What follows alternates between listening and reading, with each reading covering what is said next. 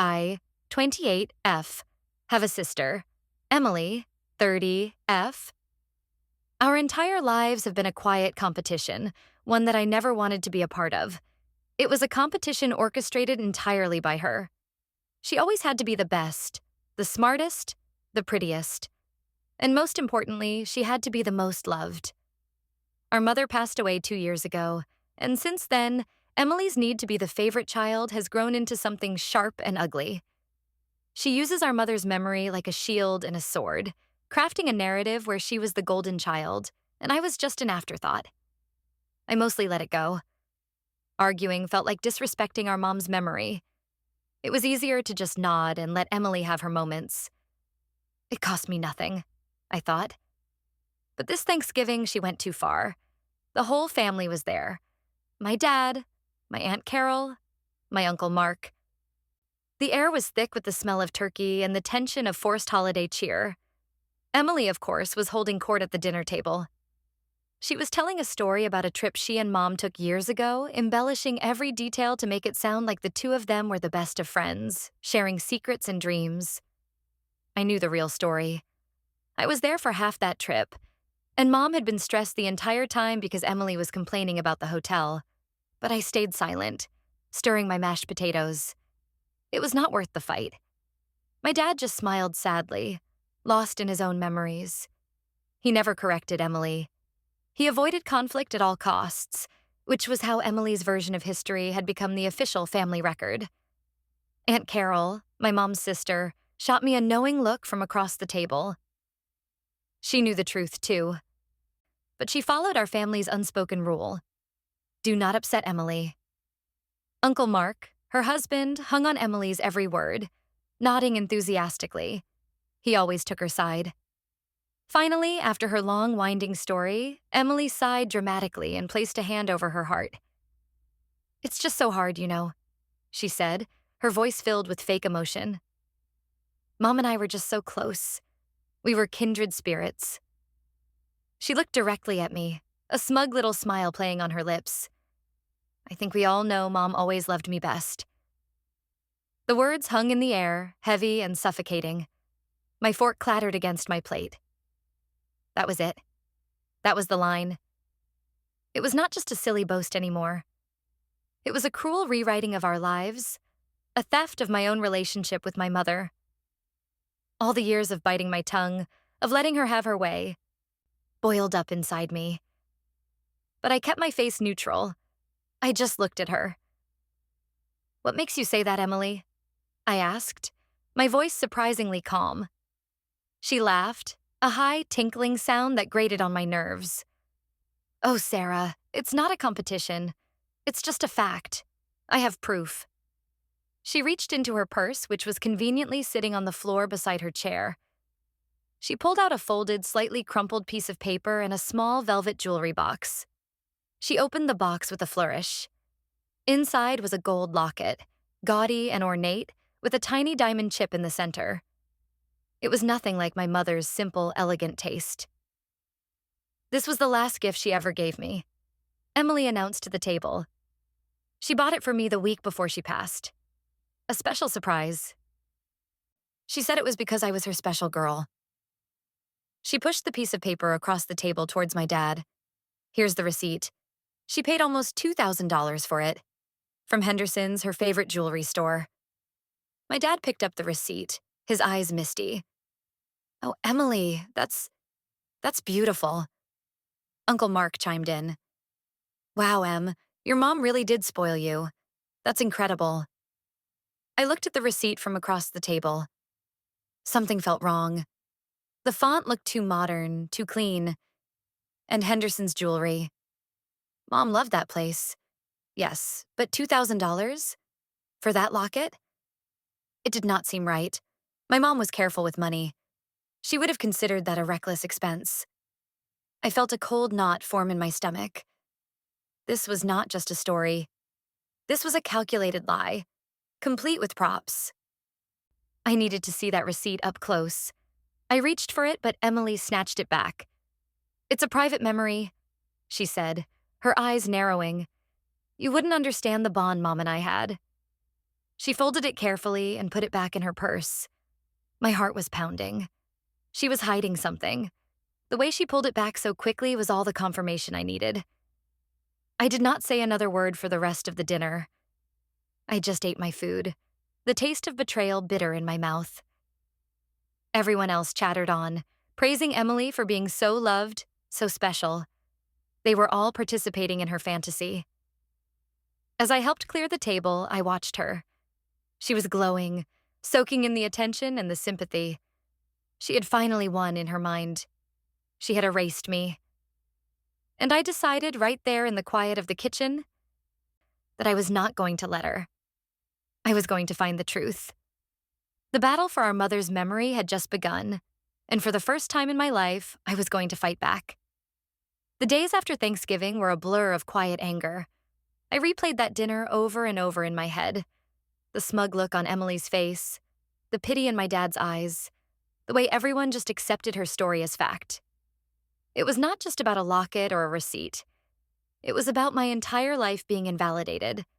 My relationship with my mom, which had been quiet and deep and real, was being treated like it never existed. Emily's version was loud and flashy, and that was the one everyone believed. My first step was to look for any evidence of the locket. I went through years of photos on my computer and my phone. I searched for every picture taken of Emily in the last 2 years, since Mom passed away. There were hundreds. Emily loved posting pictures of herself online. She was at parties, on vacations, at family gatherings. In not a single one was she wearing that gaudy gold locket. If it was such a precious final gift from our mother, a symbol of their special bond, why was it never around her neck? It was the first crack in her story. It was a small thing, but it was enough to fuel my determination. Next, I turned my attention to our mother's finances. As the executor of her estate, I still had access to all her old bank statements and credit card bills, stored in a neat filing cabinet in my home office. I had gone through them meticulously when she first passed, settling her affairs. I did not remember a $2,000 charge at a jewelry store, but maybe I had missed it. Maybe I was so lost in grief that I overlooked it. I spent an entire Saturday going through the files, month by month, for the last year of her life. I checked every statement, every transaction. There were charges for groceries, for the electric bill, for her favorite bookstore. There was a charge at Henderson's Jewelry, but it was from 6 months before she passed, and it was for $85. That must have been for when she got her watch repaired. There was absolutely nothing for $2,000. Not even a cash withdrawal for that amount. The knot in my stomach tightened. So she did not pay for it with her card, and she did not pull out a large sum of cash. How did she buy it? Did Emily pay for it herself and claim it was from Mom? No, Emily was always complaining about being broke. She would never spend that kind of money on a prop for one of her stories. The lie was getting deeper, more complicated. I decided I needed to talk to my dad. Maybe Mom had a secret stash of cash he knew about. Maybe there was some other explanation I was missing. I drove over to his house that Sunday. He was watching a football game, surrounded by the quiet stillness of a house that used to be full of life. I sat down on the couch next to him. "Dad," I started, trying to keep my voice casual. "I was thinking about that locket Emily showed us at Thanksgiving." He grunted, his eyes still on the screen. "Yeah? It was nice of your mother to do that for her." "It was," I said, "but it was a lot of money.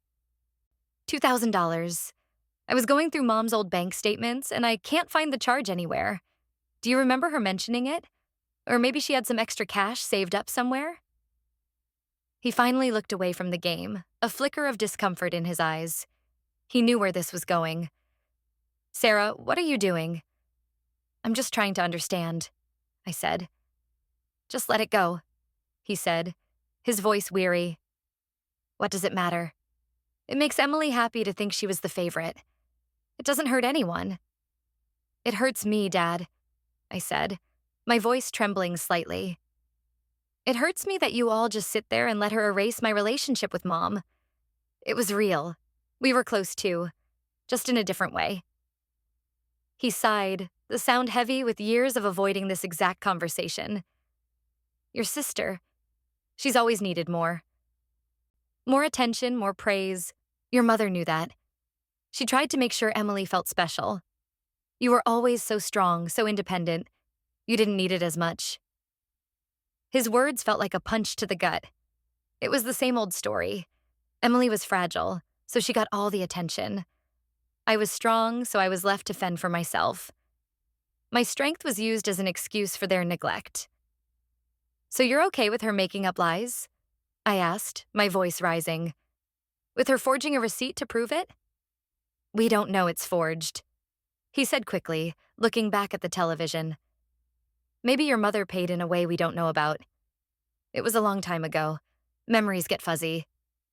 It was 2 years ago, Dad, and the receipt is the only proof she has. I pressed. Sarah, please, he said, his voice pleading. The holidays are coming up. Can we just have peace? For your mother's sake? I stood up, my hands clenched into fists. He was not going to help me. He was too afraid of a confrontation, too trapped in his role as the family peacekeeper. He would rather live with a comfortable lie than face an uncomfortable truth. Fine, I said, my voice cold. I'll find out myself. I left his house feeling more alone than ever, but also more determined. My dad's refusal to help, his willingness to sacrifice my feelings for Emily's, lit a fire in me. This was not just about my sister anymore. It was about my entire family dynamic, and I was going to burn it to the ground if I had to. My next call was going to be to Aunt Carol. She had always been the most level-headed person in our family, and that look she gave me at the dinner table? It told me she knew something was wrong too. I called Aunt Carol the next evening. I was nervous, my thumb hovering over her contact information for a full minute before I finally pressed the button. What if she shut me down like my dad did? What if she told me to just keep the peace? Sarah, honey, how are you? Her voice was warm, a welcome contrast to the cold reception I'd gotten from my own father. I'm okay, Aunt Carol, I said. Do you have a minute to talk? Of course, dear. Is everything all right? You were so quiet at Thanksgiving after Emily's announcement. She paused, choosing her words carefully. That was all the opening I needed. I took a deep breath and let it all out. I told her about the locket, how it was not my mother's style. I told her about going through the photos and finding no evidence of Emily ever wearing it. I told her about checking the bank statements and finding no record of the purchase. And I told her about my conversation with my dad, how he just wanted me to let it go for the sake of peace. She listened patiently, not interrupting once. When I was finished, there was a long silence on the other end of the line. For a moment, I thought I had made a mistake, that I had alienated the one person I thought might be my ally. I knew it, she finally said, her voice a low whisper. I knew something wasn't right the moment she pulled out that tacky thing. Relief washed over me so intensely I felt lightheaded. You did? Sarah, your mother and I talked about everything, she said, especially when it came to you girls. In those last few months, she was saving up for something special. A graduation present for you. You had just finished your master's degree, and she was so incredibly proud. She wanted to get you something timeless, something you would have forever. I sank down onto my couch, my phone pressed hard against my ear. A gift for me? What was it? She didn't tell me exactly, Aunt Carol said. She wanted it to be a surprise, but she told me she had put a deposit down on it at Henderson's. She said it was a custom piece. She described it as simple and elegant, just like you. She was so excited to give it to you. There is no way she would have spent $2,000 on a gaudy locket for Emily when she was saving every spare penny for your gift. Tears welled in my eyes. A gift. A final gift from my mom that I never received. A gift that Emily's lie had completely overshadowed. Now, this was not just about proving Emily wrong. It was about finding a piece of my mom that had been stolen from me. What do you think happened? I asked, my voice thick with emotion. I don't know for sure, honey, Aunt Carol said sadly. But your sister has always had a jealous streak, and she's clever. It wouldn't surprise me if she found out about your gift and concocted this whole story to hurt you and make herself the center of attention again. But the receipt? I said, my mind racing. She had a receipt. People can create fake documents, Sarah, she said gently. It's not that hard these days, especially if you're motivated by something as powerful as jealousy. We talked for another hour. Aunt Carol told me stories about my mom. Stories that reminded me of the strong, loving, and fair woman she was. She would have never played favorites like that. She loved me and Emily equally, but she showed it in different ways because we were different people. Emily needed grand gestures. I needed quiet understanding. My mom knew that. By the time we hung up, my sadness had hardened into a cold, clear resolve. Aunt Carol had given me the missing piece of the puzzle. This was not just a lie Emily told. It was a cover-up. She was hiding the existence of my gift. The question was why? And what happened to it? My next step was obvious. I had to go to Henderson's jewelry. Or at least I had to find out what happened to it. I vaguely remembered it being in the old downtown plaza, a part of town that had seen better days. I was not even sure if it was still in business. The next day, on my lunch break, I drove downtown. The plaza was just as I remembered, a little worn down but still charming. I walked along the row of shops, my heart pounding with a mix of hope and dread. I found the spot where Henderson's used to be. The windows were papered over, and a large for lease sign was plastered on the door. A wave of disappointment washed over me. It was a dead end. I was about to turn and leave when I noticed a sign in the window of the neighboring shop, an old bookstore.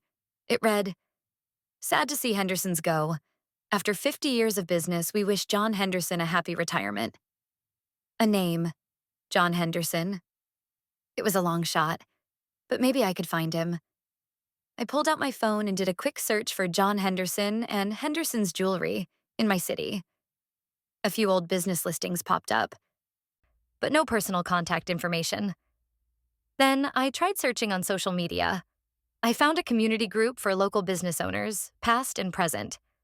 I scrolled through the posts until I found one from a few months back, a tribute to the closing of Henderson's jewelry, with dozens of people sharing memories.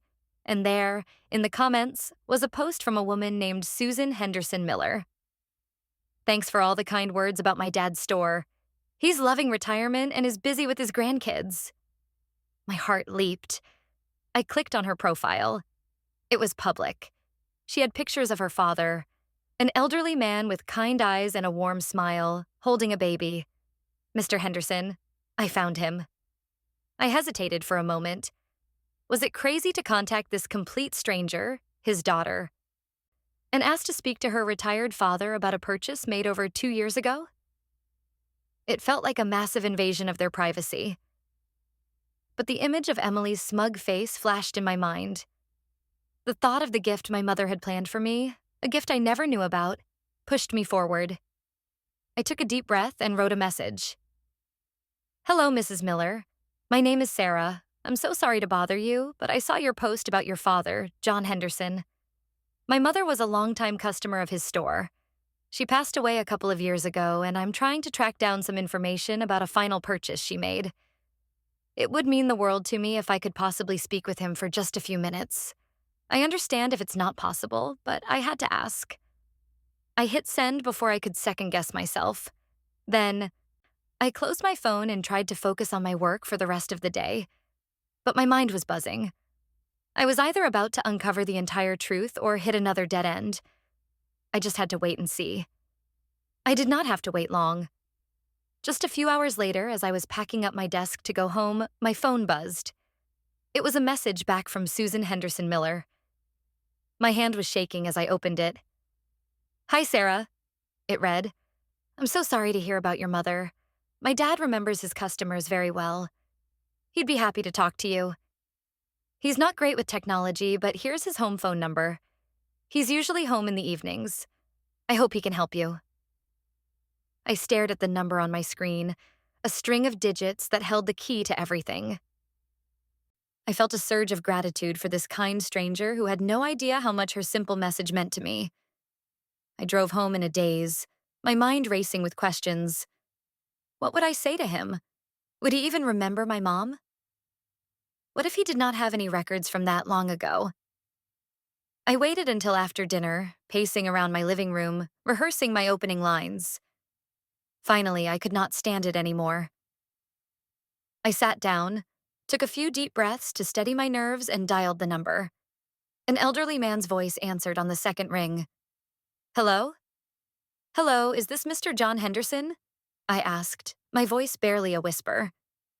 It is. Who's this? He asked, his voice gentle but firm. My name is Sarah. My mother, Eleanor, was a customer of yours for many years. Her sister, Carol, is also a regular. Eleanor, he said, and I could hear the smile in his voice. Of course I remember Eleanor. A lovely woman. And Carol, too. I'm so sorry for your loss. I heard she passed a while back. It was a sad day. Tears pricked my eyes. He remembered her. Thank you, Mr. Henderson. That means a lot. The reason I'm calling is, I know this is a strange request, but I'm trying to find information about a purchase she made shortly before she died. My sister says Mom bought her a very expensive gold locket. She even has a receipt for it, dated about a week before she passed. There was a pause on the other end of the line. A gold locket? For your sister, Emily? He asked. Yes, that's right, I said, my heart starting to beat faster. That's not right, he said definitively. I remember Eleanor's last few visits very clearly. She did buy a small gift for Emily around that time. It was her birthday, I believe. A simple silver bracelet. It was about $150. Nice, but nothing extravagant. A silver bracelet, not a $2,000 gold locket. I felt a dizzying mix of validation and rage. Are you sure? Young lady, I ran that store for 50 years, he said, a note of pride in his voice. My memory for jewelry and the people who buy it is sharp as a tack. I am absolutely positive. Eleanor would never have bought that gaudy thing you're describing. It wasn't her style at all. He used the same word Aunt Carol had. Gaudy. My sister has a receipt, I said, feeling the need to present all the facts. It says Henderson's jewelry, and it's for nearly $2,000. When is it dated? He asked. I pictured the receipt in my mind, the date my dad had read aloud. October 23rd, 2 years ago. He chuckled, a dry rustling sound. Well, there's your proof right there. My store closed for good on October 1st of that year. We had a big retirement sale. There is absolutely no way your mother or anyone else could have bought anything from me on October 23rd. The doors were locked and the shelves were empty. The floor seemed to drop out from under me. It was not just a lie. It was a physical fake. A forgery. The store was not even open. The receipt was impossible. She forged it, I whispered, the words tasting like poison. It certainly sounds that way, Mr. Henderson said grimly. But that's not all. Your mother, she was working on something else with me around that time. Something much more important. My gift, I said, remembering what Aunt Carol had told me. Yes, he confirmed. Your graduation gift. She was so proud of you. She came in with the design she had sketched herself. It was a necklace. A very delicate white gold chain with a small single pearl and a tiny sapphire, your birthstone, embedded in the clasp. Simple, elegant, and very meaningful. She put down a sizable deposit on it. She was paying it off in installments. She was so excited to give it to you. I was openly crying now, silent tears streaming down my face. I could picture the necklace perfectly. It was exactly what my mother would have chosen. It was everything I would have loved. What happened to it? I asked, my voice choked. Well, she made her final payment about a month before she passed, he said sadly. It was ready for pickup. She called and said she'd be in the following week to get it, but she never came. After a few weeks, I tried calling her, but there was no answer. Then her sister Carol came into the shop and told me the news. I was heartbroken for you all. So you still have it? I asked, a sliver of hope rising in my chest. I'm afraid not, he said, and my hope shattered. About a month after that, your sister Emily came in. She said you were all still grieving and that your father had sent her to handle your mother's final affairs. She had your mother's claim ticket. She paid the small remaining balance for a cleaning cloth your mother had also bought and picked up the necklace. I wrapped it up in our signature blue box for her. I assumed she was going to give it to you. I felt the blood drain from my face. Emily took my necklace. She looked a kind old man in the eye and lied, taking the last gift my mother ever gave me. The jealousy, the cruelty, the sheer audacity of it was staggering. She did not just create a lie about a locket for herself, she actively stole the truth about a necklace for me. Mr. Henderson, I said, my voice shaking with a fury I had never felt before. This is going to sound even crazier, but do you keep old records? Like paper records of transactions? I do, he said. I'm old-fashioned. I have filing cabinets full of work orders and sales receipts going back decades. It's all in my basement. Could you do me a huge favor? I asked, my plan starting to form, cold and sharp in my mind. Could you find the work order for my necklace? And the sales record for Emily's bracelet? And do you have any old blank receipt paper from your store? There was a brief silence. I think I know what you're planning, young lady, he said, and there was a hint of admiration in his voice. Your mother was a wonderful woman. She wouldn't have stood for this kind of deceit. Give me a day or two. I'll see what I can find. We said our goodbyes, and I hung up the phone, my entire body trembling. The game had changed. This was no longer a simple family squabble. This was a crime. A theft of property and a theft of memory. Emily had built her throne of lies on top of something beautiful and real that belonged to me. Christmas was just a few weeks away. The whole family would be gathered again. It was going to be the perfect stage for the truth to finally come out. Emily wanted proof? I was going to give her proof. And it would be so much more than a flimsy, forged receipt. The next 2 days were the longest of my life. I went through the motions of work and daily life, but my mind was elsewhere. It was in Mr. Henderson's basement, sifting through old files. It was in the past, re-examining every interaction with my sister, seeing them now through the lens of this new, monstrous betrayal. Every time she had played the victim, every time she had hinted at being the favorite, it all felt different now. It was not just insecurity. It was a calculated campaign to diminish me, to steal what was mine, not just emotionally, but physically. I thought about the necklace. A white gold chain, a single pearl, a tiny sapphire. It was so perfectly Mom. So perfectly me. The thought that Emily had held it in her hands, had probably looked at it with scorn before hiding it or getting rid of it, made me feel sick to my stomach. What did she do with it? Did she sell it? Did she throw it away out of pure spite? The uncertainty was agonizing. On the 3rd day, I got a call from an unknown number. It was Mr. Henderson. I've got them, he said, his voice crackling with a bit of excitement. The original carbon copy of the work order for your necklace with your mother's signature on the bottom. The sales slip for Emily's bracelet. And I found a whole book of our old blank receipts. The paper is a very specific type. A kind of heavy linen stock with a faint watermark of our store's logo.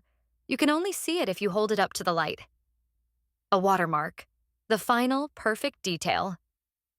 The kind of thing a forger using a home printer and standard office paper would never think of. Mr. Henderson, you are a lifesaver, I said, my voice filled with more gratitude than I could express. Can I come and pick them up? They're waiting for you, he said.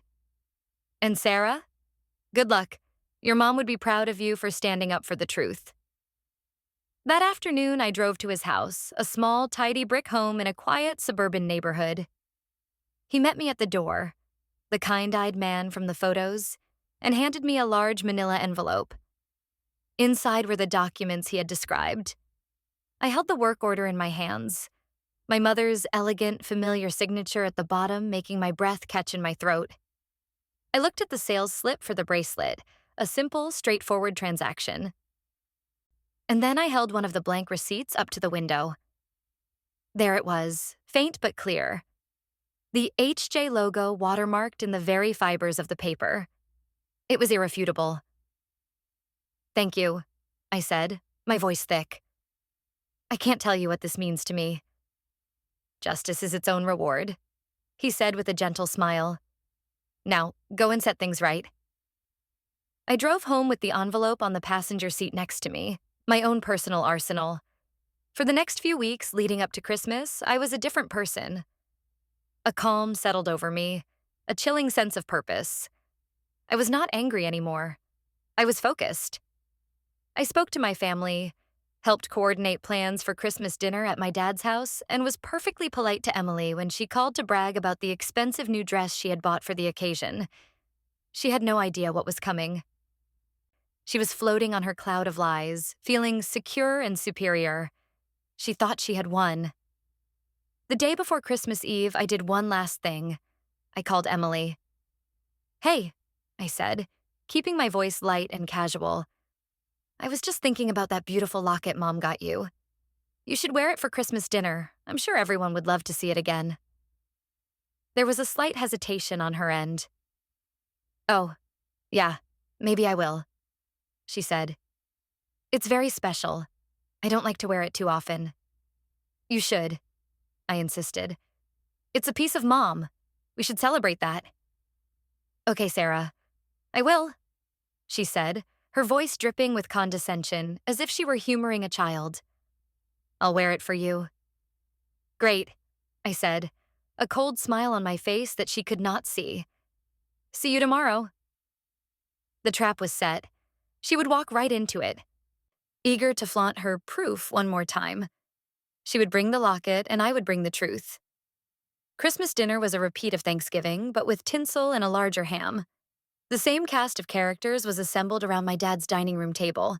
Me, Emily, Dad, Aunt Carol, and Uncle Mark. Emily, true to her word, was wearing the locket. It looked even cheaper and more garish in the warm glow of the Christmas lights. She made sure to touch it constantly, drawing everyone's attention to the symbol of her supposed special status. We made it through the soup and salad with painfully polite small talk.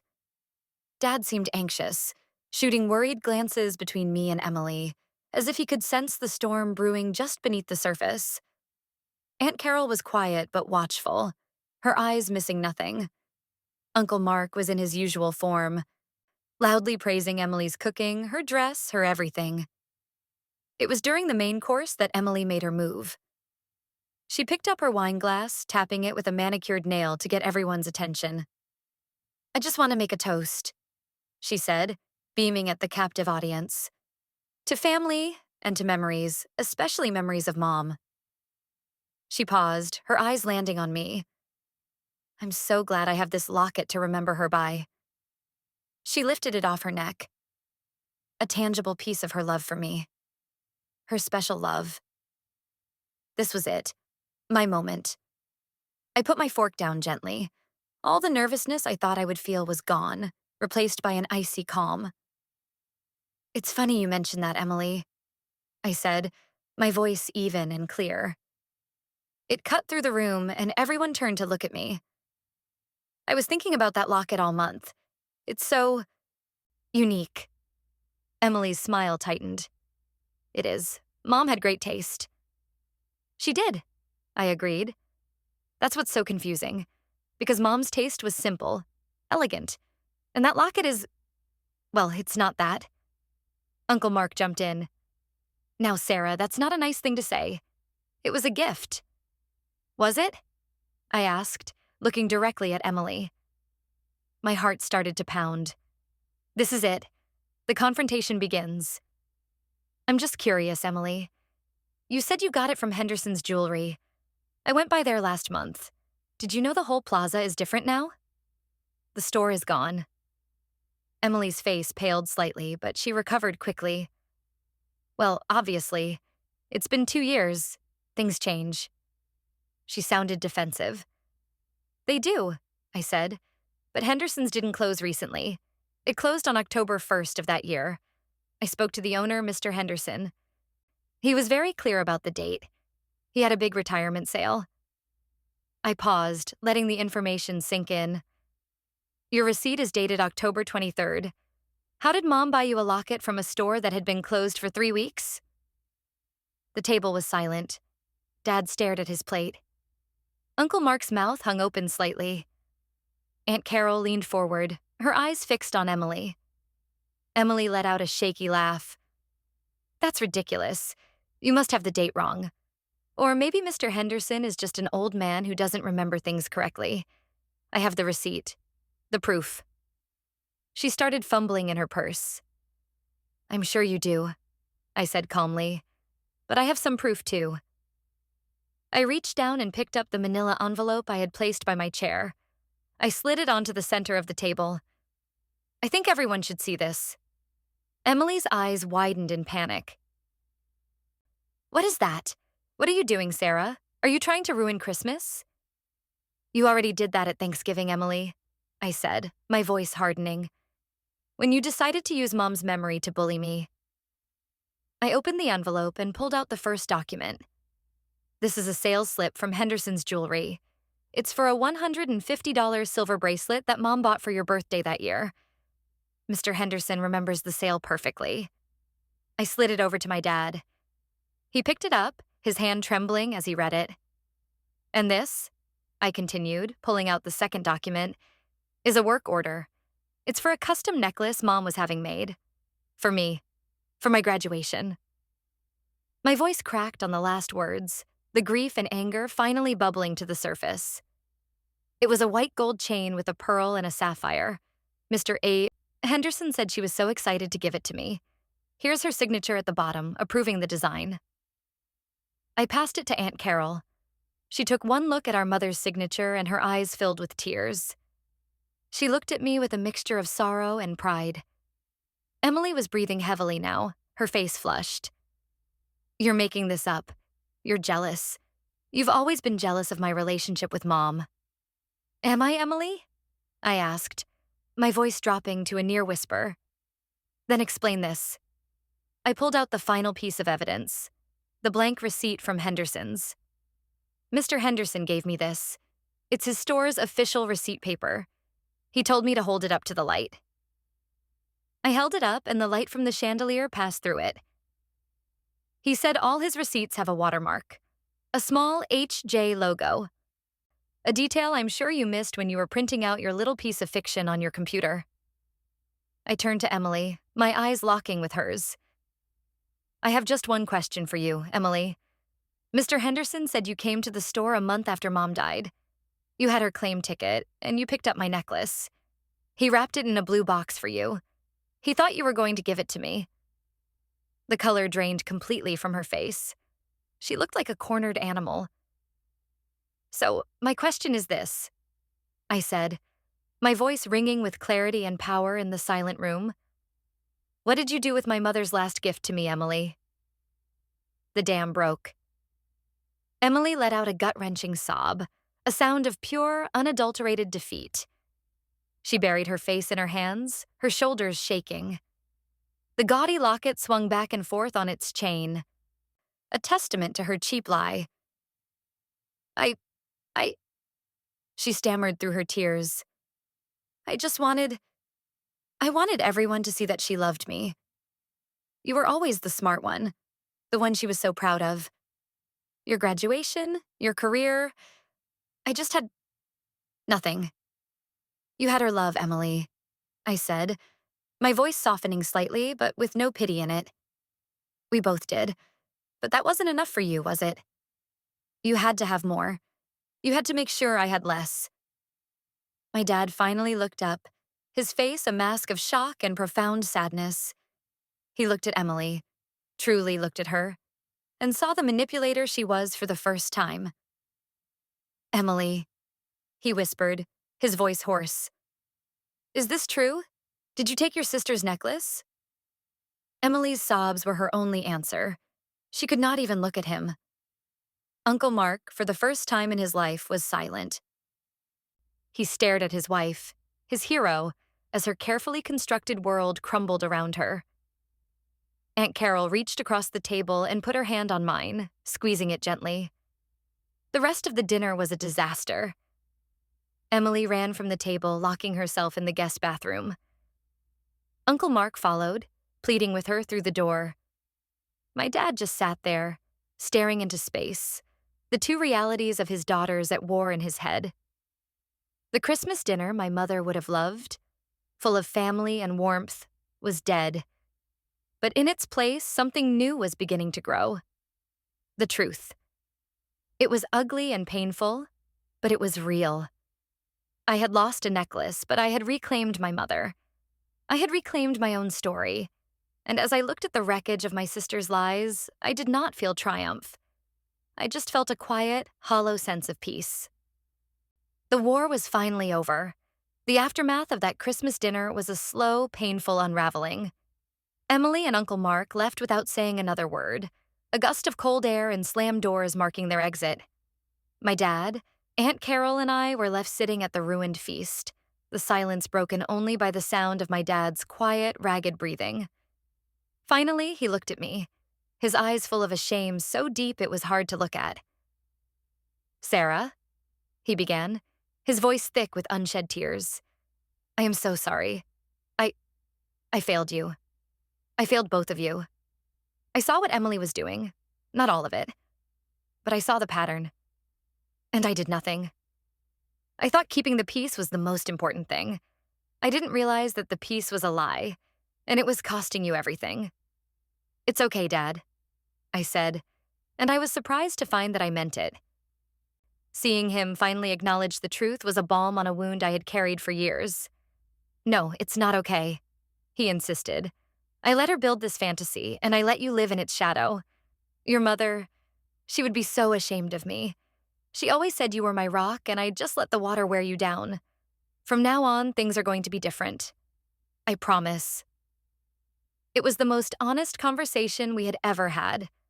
It felt like the beginning of a real relationship, one not based on avoiding conflict, but on facing the truth together. We talked for hours that night, long after Aunt Carol had gone home. We talked about Mom, about the good memories, the real ones. It was painful, but it was cleansing. A few days later, Aunt Carol called me. "How are you holding up?" she asked. "I'm better than I thought I would be," I admitted. "It was awful, but it was necessary." "It was," she agreed. "I spoke to Mark. He's beside himself. He feels like a fool. He said Emily finally admitted everything to him on the drive home. He had no idea how deep her jealousy went." "And what about the necklace?" I asked, the question I was almost afraid to ask. Aunt Carol sighed heavily. "That's the worst part, Sarah. She sold it. A few weeks after she took it from the store. She said she needed the money for credit card debt she'd been hiding from Mark. She pawned it for a few $100s. The news hit me harder than I expected. A final, tangible piece of my mother's love, sold for pocket change to cover up more lies. The cruelty of it was breathtaking.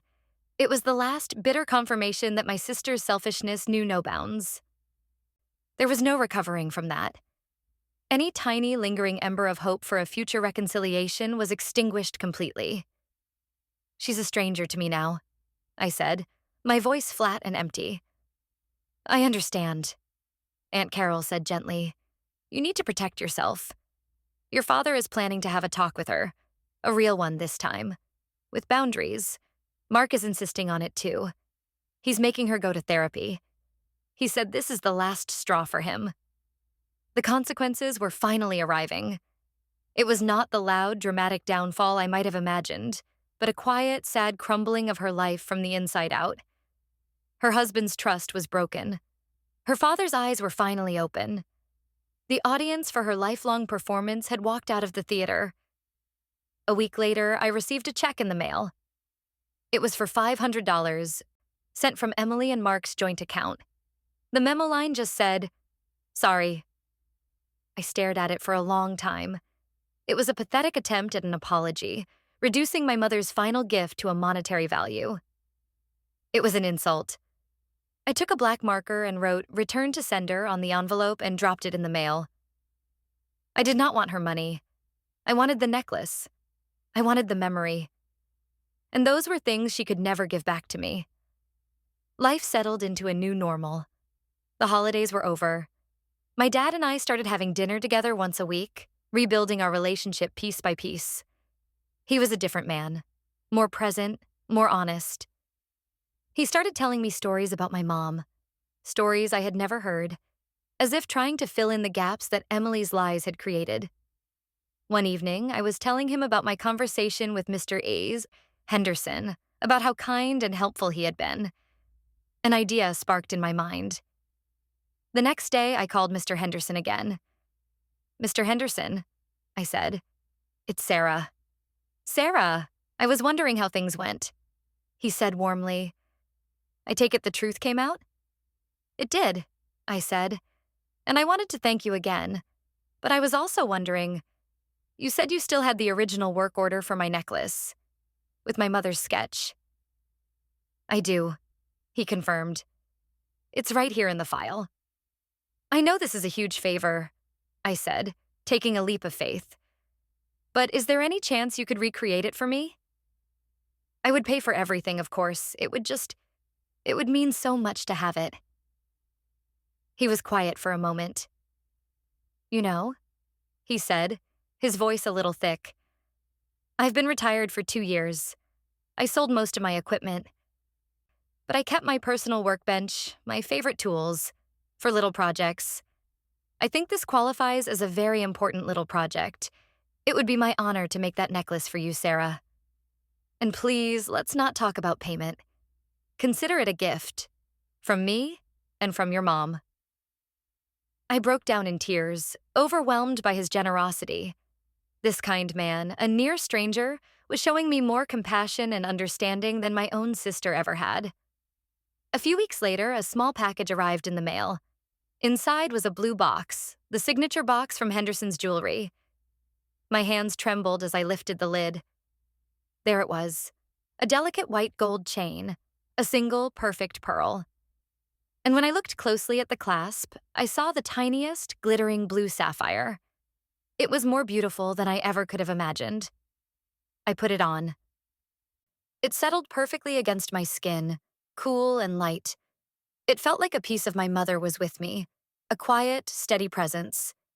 It was not just a necklace anymore. It was a symbol of truth, of strength, of the love that could not be erased by lies. I never saw Emily again. My dad told me she and Mark were in counseling, and that she was trying to work through her issues. I wished them well. From a distance. A very great distance. Forgiveness was not something I was ready for, and maybe never would be. The wound was too deep. I wear the necklace every day. Sometimes I catch a glimpse of it in the mirror, the pearl gleaming softly. It reminds me of my mother's love, which was always there, quiet and true. And it reminds me of the strength I found in myself when I finally decided to fight for it. Emily spent her whole life trying to prove she was the favorite. I had only ever wanted to be loved. In the end, looking at the beautiful, real piece of my mother's heart that I held, I knew I was the one who had truly received it. The months that followed were a period of quiet adjustment. The new family dynamic was fragile, like a bone that had been broken and was slowly knitting itself back together. It would never be as it was before, but in many ways, it was stronger.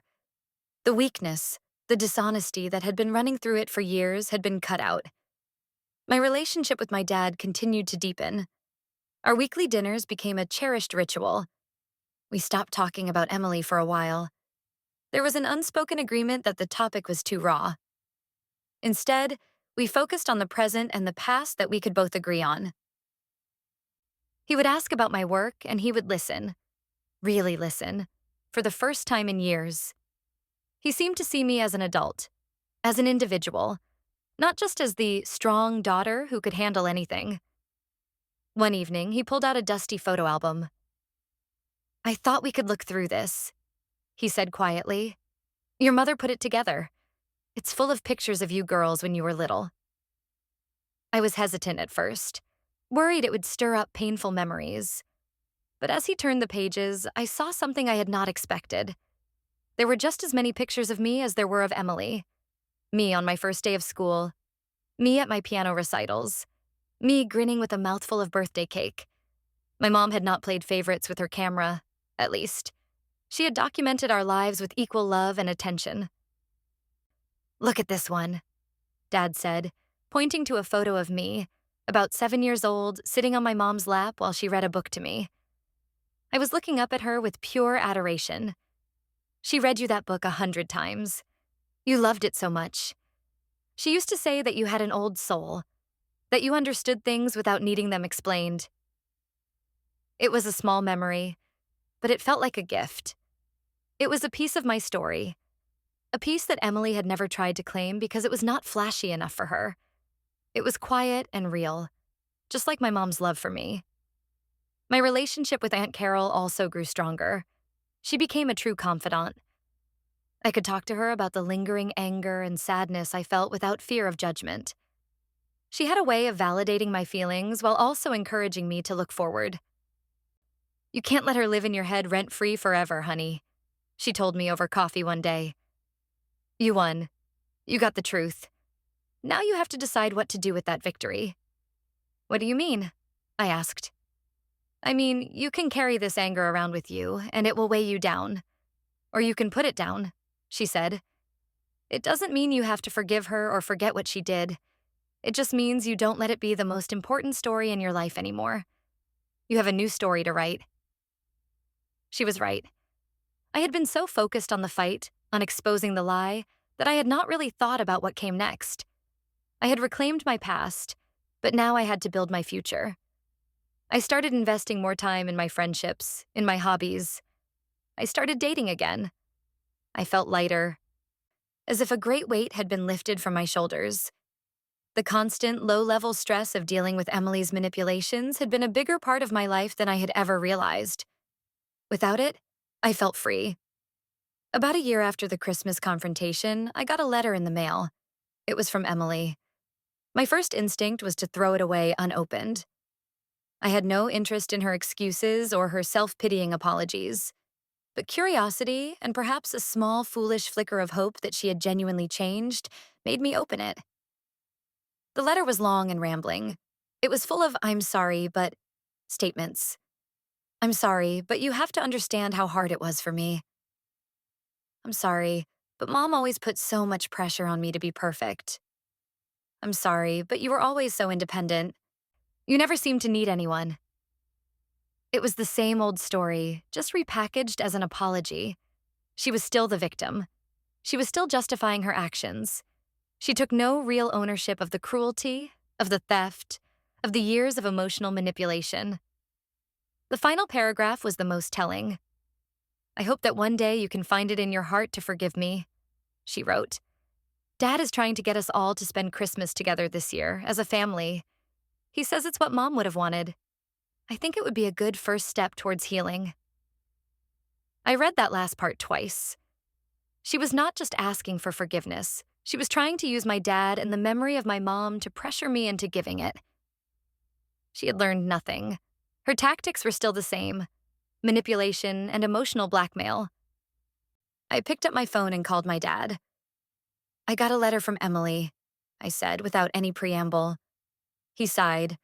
"I was afraid of that. Sarah, I know I mentioned wanting to have a family Christmas, but I told her it was only if you were comfortable. I would never force you to see her." "I know you wouldn't, Dad," I said. "But she's twisting your words. She's making it sound like you're demanding a reunion, that it's what Mom would have wanted." There was a long silence on his end. "I see," he said, his voice cold and disappointed. "I guess some things don't change after all. I'll call her. I'll make it very clear that this is not acceptable." "Thank you," I said. "Sarah," he added, his voice soft. "What she did was unforgivable. You don't owe her anything. Your peace of mind is more important than a forced family gathering." I know that now. That was all I needed to hear. I took Emily's letter, tore it into small pieces, and dropped it in the trash. That chapter of my life was well and truly over. There would be no healing, because there was nothing left to heal. There was just a scar, and a new life built around it. That Christmas, my dad and I started a new tradition. We went to a nice restaurant for dinner, just the two of us. It was quiet and peaceful. We talked and laughed, and we toasted my mom with a glass of her favorite wine. It was the happiest Christmas I had had in years. As I move forward, I carry the lessons of that time with me. I learned that keeping the peace at the expense of the truth is never worth it. I learned that some people will never change, and the best thing you can do is walk away. And I learned that the love of a parent is not a competition to be won, but a quiet, steady presence that you carry within you, long after they are gone. The necklace Mr. Henderson made for me is my constant reminder of this. It's a symbol of a lie being defeated by the truth. But it's also more than that. It's a symbol of my mother's real, quiet, and enduring love. And it's a symbol of my own strength. The strength to stand up and reclaim my own story, to polish it until it's shown, bright and clear and all my own.